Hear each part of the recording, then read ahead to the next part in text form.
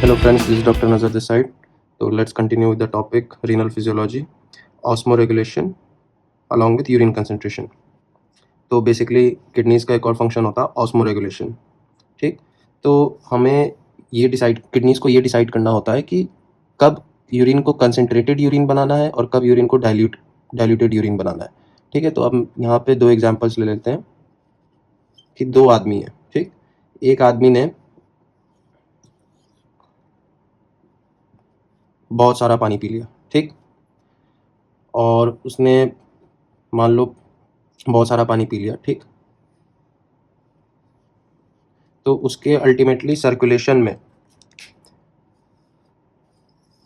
Blood circulation की osmolarity जो होती है वो हमने देखी है अराउंड 290 मिली ऑस्मोल पर लीटर होती है, या फिर इसको राउंड ऑफ करके मान के चलो 300 मिली ऑस्मोल पर लीटर. ठीक, फॉर कैलकुलेशन पर्पसेस.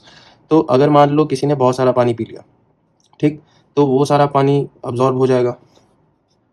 ठीक, तो खून जो होगा, जो प्लाज्मा होगा, वो डाइल्यूट होने लगेगा. इसका मतलब उसका जो प्लाज्मा का जो ऑस्मोलैरिटी था, कंसंट्रेशन था, वो डाइल्यूट होने लगेगा. इसका मतलब 300 से नीचे गिरने लगेगा. ठीक, प्लाज्मा का ऑस्मोलैरिटी. तो किडनी क्या करती है, किडनी ज़्यादा यूरिन बनाएगी. ठीक, किडनी ज़्यादा यूरिन बनाएगी. इसका ये मतलब हुआ कि ज़्यादा पानी एक्सक्रीट करेगी ताकि ये जो प्लाज्मा का कंसंट्रेशन है, ऑस्मोलैरिटी है, वो करेक्ट हो सके. ठीक, उसी तरह से दूसरा आदमी है, वो डिजर्ट में और उसको पानी मिल नहीं रहा है पीने के लिए. ठीक है, बेसिकली वाटर डिप्रीवेशन की कंडीशन है. तो इसका मतलब पानी जाएगा ही नहीं सर्कुलेशन में. ठीक, और बल्कि उल्टे वाटर लॉस होगा, जैसे स्किन के थ्रू. ठीक, एवापोरेशन होगा, स्वेटिंग होगी, फिर उसके बाद ब्रीदिंग है. ठीक, मॉइस्ट के थ्रू, ह्यूमिडिफिकेशन के थ्रू सारा इसका वाटर लॉसेस होने लगेगा. तो इसका अल्टीमेटली जो सर्कुलेशन में जो प्लाज्मा फ्लूइड है उसमें से भी H2O लॉस होने लगेगा. तो उस वजह से जो प्लाज्मा की कंसंट्रेशन होगी वो 300 से ज़्यादा होने लगेगी. ठीक है, तो फिर अगेन जो जो क्या कहते हैं, सेकंड पर्सन है, बी वाला जो आदमी है, वो क्या करेगा, उसकी किडनीज क्या करेंगी कि कम फ्लूइड का यूरिन बनाएगी. ठीक है, वेस्ट प्रोडक्ट एक्सक्रीट करना है तो इसमें जो वेस्ट प्रोडक्ट होगा वो ज़्यादा वॉल्यूम यूरिन में डिस्ट्रीब्यूट होगा, तो वो डाइल्यूटेड यूरिन पास करेगा. ठीक है, और जो डेजर्ट में आदमी खो गया है उसका वेस्ट प्रोडक्ट कंसनट्रेटेड होगा और पानी कम होगा. ठीक, यूरिन में, तो कंसनट्रेटेड यूरिन करेगा. तो एक तो रिलेशन ये देख लिया कि प्लाज्मा की ऑस्मोलैरिटी और यूरिन की ऑस्मोलैरिटी एक साथ चल रहे हैं. जब मेरा प्लाज्मा का ऑस्मोलैरिटी कम हुआ, इसका मतलब डाइल्यूट हो गया प्लाज्मा, तो यूरिन भी डाइल्यूट बन रहा था. ठीक है, और जैसे मेरा ब्लड, और जैसे ये सेकंड पर्सन बी में हमने ये देखा कि प्लाज्मा की ऑस्मोलैरिटी बढ़ रही है, तो उसी तरह से यूरिन की भी ऑस्मोलैरिटी बढ़ रही है. ठीक है, तो ये तो एक ये बेसिक फंक्शन हो गया. तो अब हमें ये देखना है कि ये जो प्लाज्मा की फ्लक्चुएशन हो रही है ना, कंसंट्रेशन की, प्लाज्मा ऑस्मोलैरिटी जो है फ्लक्चुएट कर रही है, तो ये जो फ्लक्चुएशन को वापस नॉर्मल 300 के वैल्यू पे लाना, वापस ऑप्टिमम लेवल पे रखना, किडनी कैसे फंक्शन करती है. तो बेसिकली हम ये देखेंगे कि किस मैकेनिज्म के थ्रू ये चीज़, यूरिन को कंसंट्रेट करना, यूरिन को डाइल्यूट करना, ये किडनी कैसे करती है. अच्छा, आपने कभी ये नोटिस किया है कि कलर ऑफ यूरिन अलग अलग टाइम पे अलग अलग होता है, ऐसा क्यों? कभी देखोगे तो डार्क येलो भी होता है. ठीक, कभी देखा होगा माइल्ड येलो होता है, और कभी कभी तो वाटर लाइक होता है. तो ये सब ऐसा क्यों हो रहा है? वो इसी वजह से हो रहा है क्योंकि किडनी जो है प्लाज्मा की ऑस्मोलैरिटी को कंट्रोल करके रखती है, मतलब ऑप्टिमम करके रखती है 300 मिली ऑस्मोस पर लीटर पे. तो वो किडनी के ऑस्मो रेगुलेशन की वजह से है.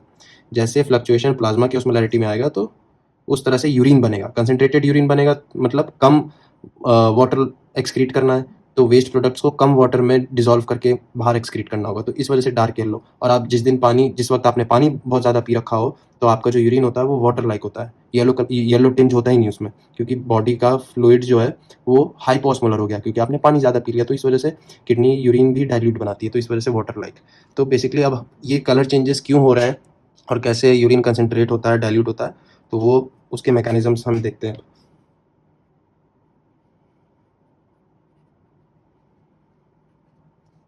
तो अब हम लोग देखते हैं मैकेनिज्म्स ऑफ यूरिन कंसंट्रेशन। ठीक, तो कौन कौन से मैकेनिज्म्स हैं जो किडनी यूज़ करती है। तो बेसिकली हम लोग इनको डिवाइड करते हैं दो पार्ट में।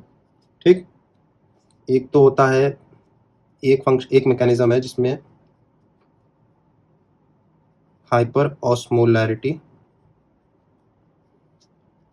या फिर it's better to write hypo osmolar. ठीक, हाइपर ऑस्मोलर रीनल मेडुलरी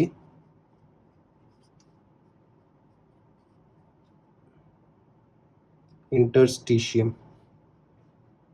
ठीक, एक तो ये मैकेनिज्म हो गया, और दूसरा मैकेनिज्म होता है एडीएच के through, role of anti diuretic hormone. तो ये दो मैकेनिज्म्स किडनी यूज करती है जिससे यूरिन कंसंट्रेट बनाती है। ठीक है, तो पहले हम एक एक करके दोनों को देख लेते हैं। तो पहले हम लोग ये देखते हैं कि मेडुलरी इंटरस्टिशियम में हाइपर ऑस्मोलैरिटी कैसे बनती है और क्या चीज़ है ये। तो इसमें से हमें दो चीज़ समझनी है कि how medullary interstitial hyper osmolarity is produced. पहले तो ये चीज़ समझनी है। ठीक, और उसके बाद हमें ये चीज़ देखनी है how medullary interstitium hyper osmolarity is maintained.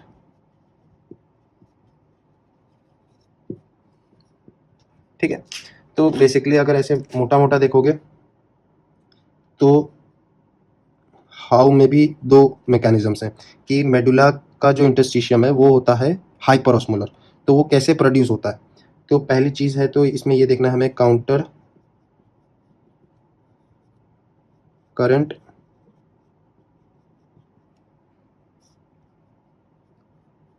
Multiplier. ठीक, और इसका दूसरा कॉन्सेप्ट है यूरिया रिसाइक्लिंग। ठीक है, और how medullary interstitium hyper osmolarity is maintained, तो इसके पीछे जो कॉन्सेप्ट है वो वासा रेक्टा है। बेसिकली वासा रेक्टा क्या करती है, वासा रेक्टा काउंटर करंट एक्सचेंजर के मैकेनिज्म के थ्रू मेंटेन करती है। ठीक है, तो हमें आंसर्स तो यहाँ मिल गए। तो अब बेसिकली हमारे पास तीन टॉपिक है जिन्हें हमें समझना है कि मेडुलरी इंटरस्टिशियम हाइपर ऑस्मोलर होता है। ठीक है, उसके बाद हम लोग रोल ऑफ एडीएस देखेंगे, फिर एंड में हम ये समझ जाएंगे कि यूरिन कंसंट्रेटेड बन रहा है तो किस मैकेनिज्म से बन रहा है, और अगर कंसंट्रेटेड नहीं बन रहा है तो डाइल्यूट बन रहा है तो डाइल्यूट किस मैकेनिज्म से बन रहा है। एक एक करके हम इनको डिटेल में देखते हैं अब। तो चलिए अब हम यहाँ पे एक नेफ्रॉन बनाते हैं। ये इसका लूप ऑफ हेनली हो गया।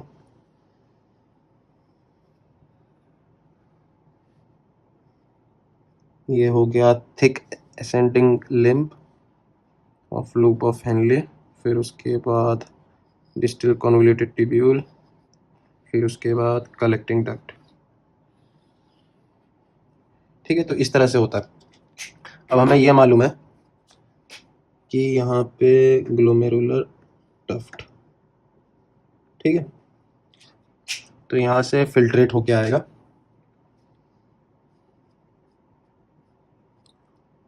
और ऑस्मोलैरिटी जो होगी, जो ब्लड के प्लाज्मा की ऑस्मोलैरिटी होती है वो 300 मिली ऑस्मोल्स पर लीटर होती है।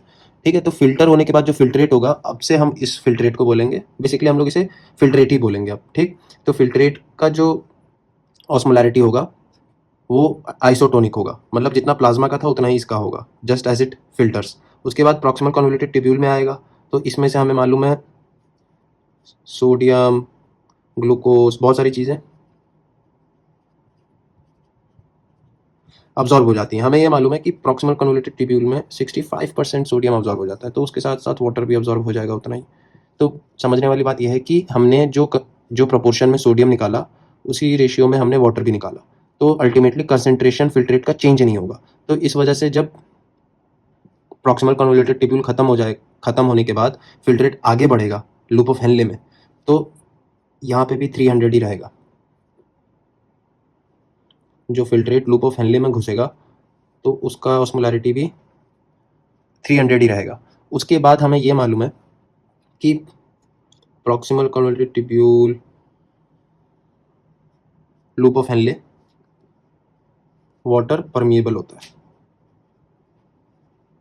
ठीक। तो हमें यह मालूम है कि इसमें से पानी निकलेगा, क्योंकि यहाँ के जो टाइट जंक्शंस होते हैं, सेलुलर टाइट जंक्शंस, वो basically they are not purely tight junctions, they are not a barrier for water. मतलब वो लोग वाटर को नहीं रोक रहे, वो लोग वाटर को रेडली पास होने देते हैं, ठीक है। उसी तरह से जब हम आगे बढ़ जाते हैं लूप ऑफ हेनले से, फिर असेंडिंग पार्ट में आ जाते हैं, तो असेंडिंग पार्ट जो होता है वो वाटर इम्परमिएबल होता है। और अर्ली डीसीटी, तो ये वाला जो पार्ट होता है ये वाटर इम्परमिएबल होता है, मतलब यहाँ से वाटर रीअब्जॉर्ब नहीं हो सकता। और जो बचा हुआ पार्ट है लेट डिस्टल ट्यूब्यूल और collecting duct, cortical collecting duct, medullary collecting duct, तो ये होते हैं एंटी एडीएच के रिस्पॉन्स में, ठीक है। तो जैसे जैसे यहाँ से फिल्ट्रेट आगे बढ़ेगा, हमें मालूम है कि इसमें से पानी निकल जाता है, ठीक है।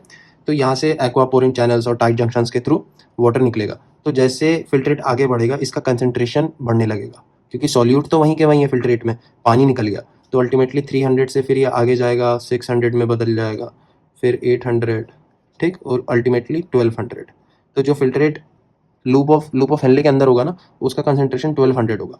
फिर जैसे ये आगे जाएगा, हमें ये मालूम है कि यहाँ पे प्रोटीन होता है, यहाँ पे एक चैनल प्रोटीन होता है, ठीक। उसका फंक्शन होता है, सोडियम बाहर फेंकता है वो, पोटेशियम भी बाहर फेंकता है और 2 क्लोराइड बाहर फेंकता है। और हमें इस प्रोटीन का नाम मालूम है, सोडियम पोटेशियम 2 क्लोराइड को ट्रांसपोर्टर, ठीक है। तो यहाँ पे जब आया था तो 1200 था, फिर इसमें से सॉल्यूट बाहर निकलने लगता है, ठीक है। Ascending part of loop of Henle में जो होता है, ये जो ट्रांसपोर्ट चैनल्स होते हैं, ये सोडियम पोटेशियम और क्लोराइड को मेडुलरी इंटरस्टिशियम में रीअब्जॉर्ब करके फेंक रहे हैं, लेकिन पानी बाहर नहीं निकल सकता, क्योंकि ये वाला पार्ट वाटर इम्परमिएबल है। तो अब लॉजिक दे के बताओ कि यहाँ से अगर मैं सॉल्यूट निकालूं और पानी उतना ही रहने दूं, तो इसका कंसंट्रेशन गिरने लगेगा, तो ये वापस से फिर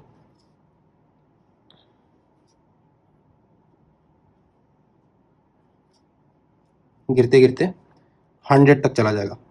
और हमें ये भी मालूम है कि अर्ली डिस्टल कन्वोल्यूटेड ट्यूब्यूल में भी एक तरह का प्रोटीन होता है जो सोडियम फेंकता है बाहर और क्लोराइड बाहर फेंकता है। ये जो डिस्टल कन्वोल्यूटेड ट्यूब्यूल में चैनल है, इसको हम लोग बोलते हैं सोडियम क्लोराइड को ट्रांसपोर्टर, ठीक है, जो थायजाइड सेंसिटिव होता है। तो इसमें ये और सॉल्यूट्स निकाल लेगा, तो ये अल्टीमेटली 60 मिली ऑस्मोल्स का कंसंट्रेटेड फिल्टर बनेगा, मतलब हाइपो ऑस्मोलर फिल्ट्रेट हो गया है।